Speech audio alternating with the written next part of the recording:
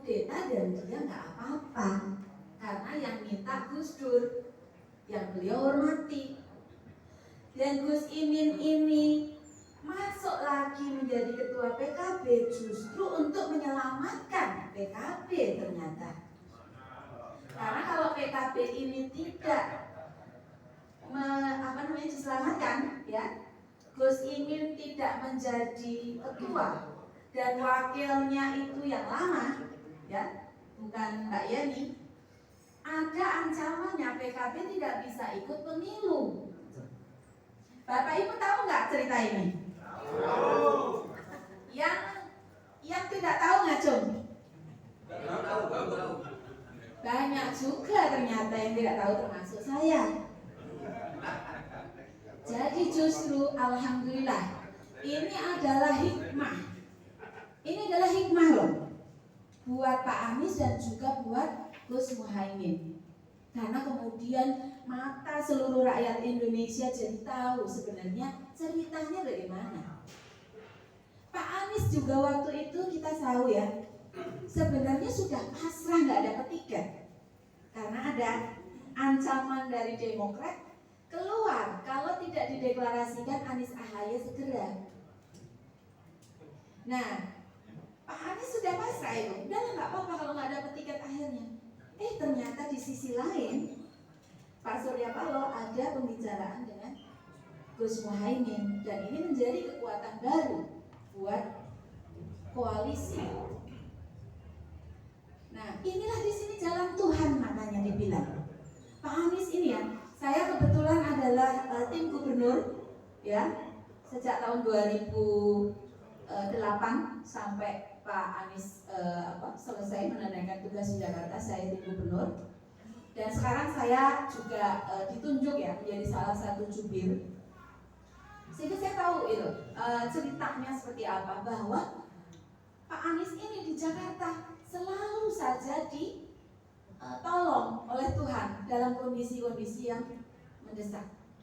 Seperti misalnya Formula E nyaris tidak bisa dilaksanakan.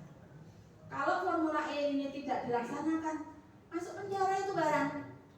Karena uang sudah keluar, dianggap merugikan negara.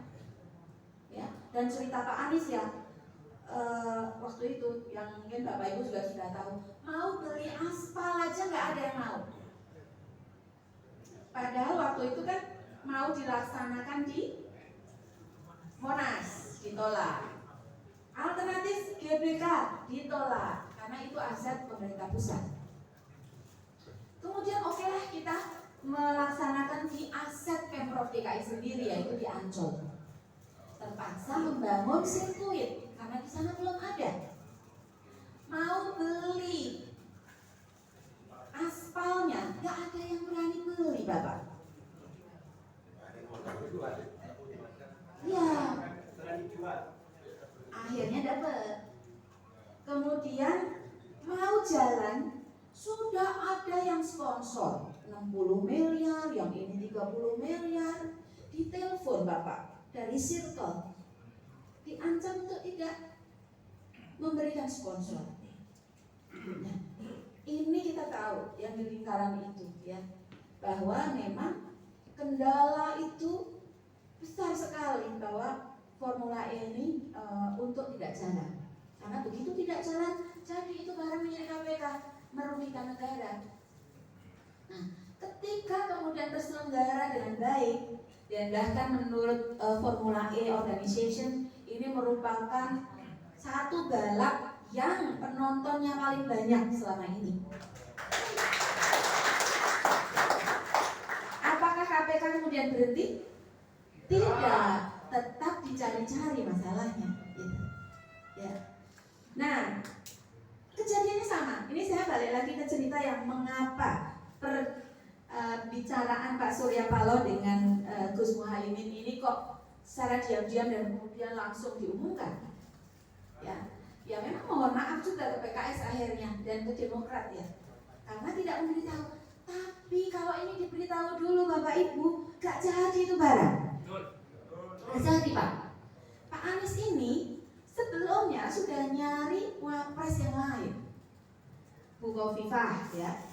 Presiden PKS itu sudah berusaha menemui Pak Bukovifa, ya, yang sebelumnya mau, ya, sebelumnya mau itu, tapi kemudian ketika ditemui sama Presiden PKS di Surabaya, nyari tiketnya susah karena itu menjelang Lebaran.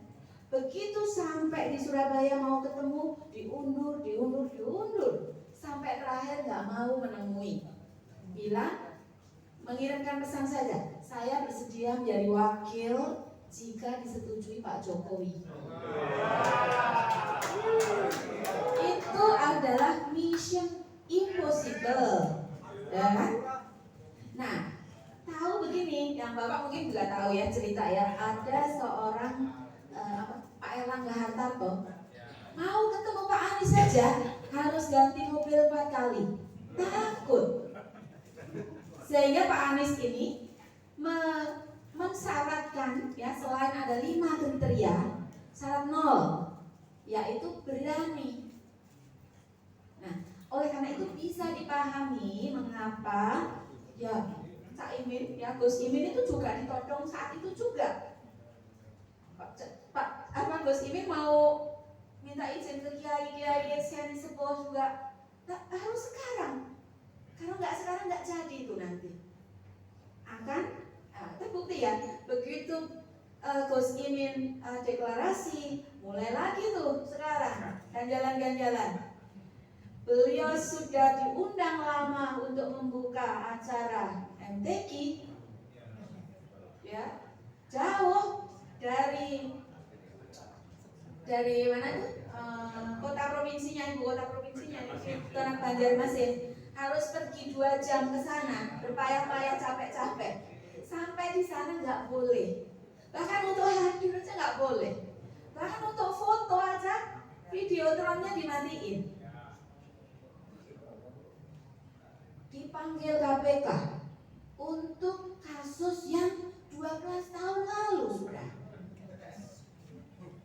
Jadi Bapak Ibu, ketika kita tahu ada pemimpin-pemimpin yang dijegal, yang mencoba dicari-cari kesalahannya, kita tahu bahwa itu adalah pemimpin-pemimpin yang benar. Setuju Bapak Ibu ya? Setuju. Dengan cerita ini Bapak Ibu, maka saya awalnya ini banyak mendapat komplain juga dari para relawan. Kok Gus Imin yang ada kasus kardus, yang mengkhianati Gus Dur, tapi alhamdulillah ketika beliau mengklarifikasi, clear, relawan Anies solid. Alhamdulillah. Bahkan Bapak Ibu, saking solidnya, beberapa teman yang tadinya itu caleg dari Demokrat sudah DJS, tetap solid ke Pak Anies, memilih keluar dari Demokrat. Luar biasa.